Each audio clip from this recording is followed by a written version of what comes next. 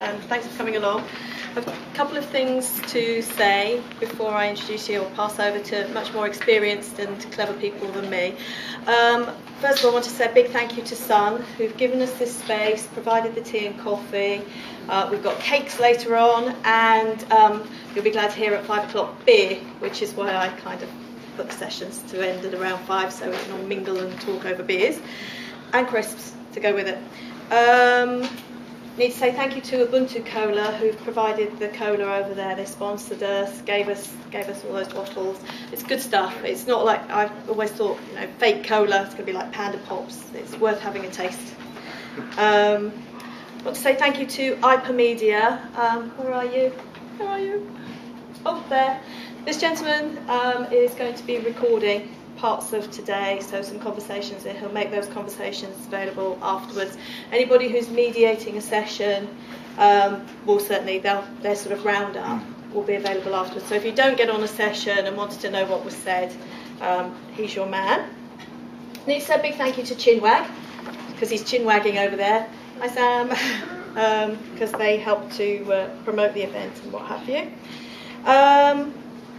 And really, I'm going to hand over to more capable people than me. I want to introduce you to Luke Brindy-Jones. He's from Our Social Times. He's going to set us off with, he's going to set the scene, and then we'll introduce all of the suppliers one by one in alphabetical order. Thank you. So, another Social Media Week event. Has anyone been home yet this week? I am. I can't remember where I live, actually.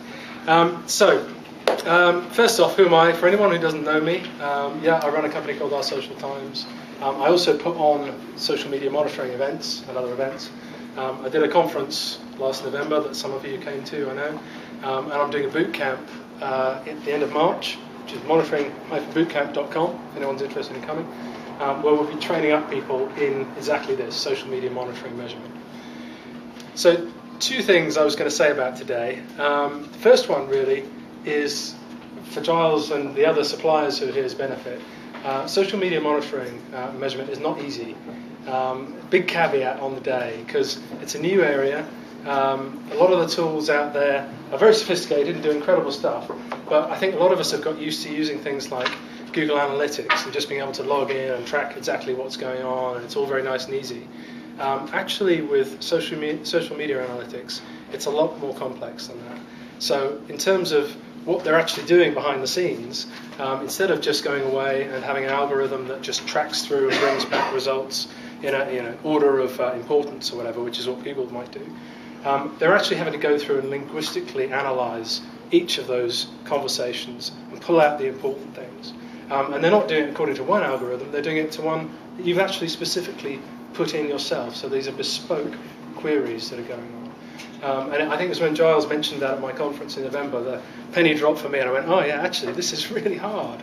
These guys are doing difficult stuff in a new area. So that's the first thing I would just suggest. The second one is that, what that does, it puts the emphasis on the person creating the query. So you need to know what you're looking for. So if you go in there and you don't really know what you're searching for, you haven't decided exactly what it is you want to get out of these tools, you're going to come unstuck and you'll get rubbish coming out the other end. So that's the other thing I've learned, especially trying out lots of different tools, is you've got to really go in there and get your queries right to start with. And the problem is, as well, even if you get it right, even if you've got the perfect query, even if it's, everything exactly in there, you've discounted all the bits of spam and other stuff, there are some issues in social media monitoring that are just really tough to crack. Sentiment, which will be talked about a bit later on today.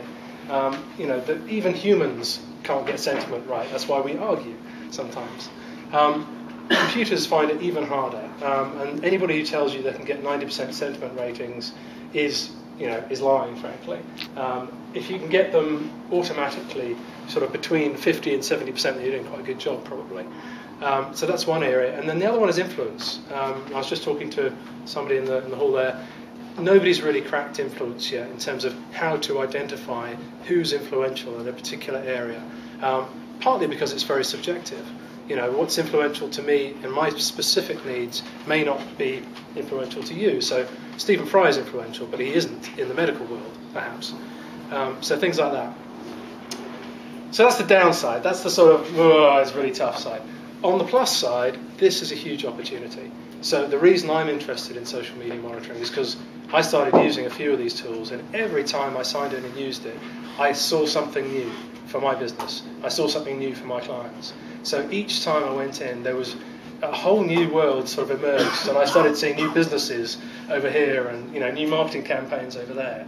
And this is what you can do if you start getting in and using these tools properly. And also, there are some things that just you would never think of. Last night I was reading a post by a guy called Marshall Sponder, who's quite a well-known analytics guy, webmetrics guru. And he was talking about, he'd been using one of these monitoring tools, and he'd started using it to generate keywords.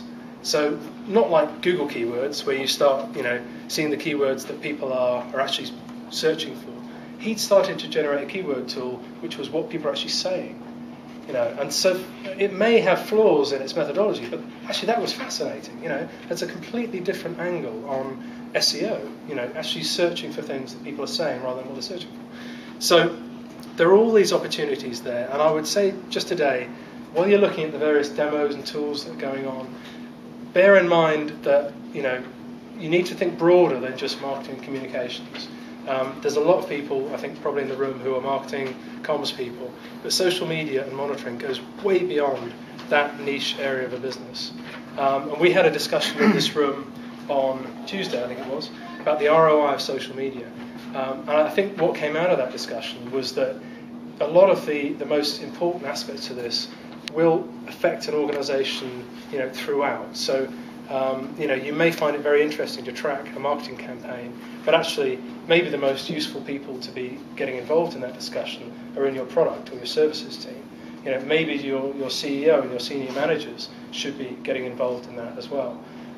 So, just worth bearing in mind that, try and think on behalf of your colleagues and other staff in your organisations when you're looking at these services and things today. So that's what I was going to say, really. Just a brief intro. Hope it was useful, and I'll hand you back.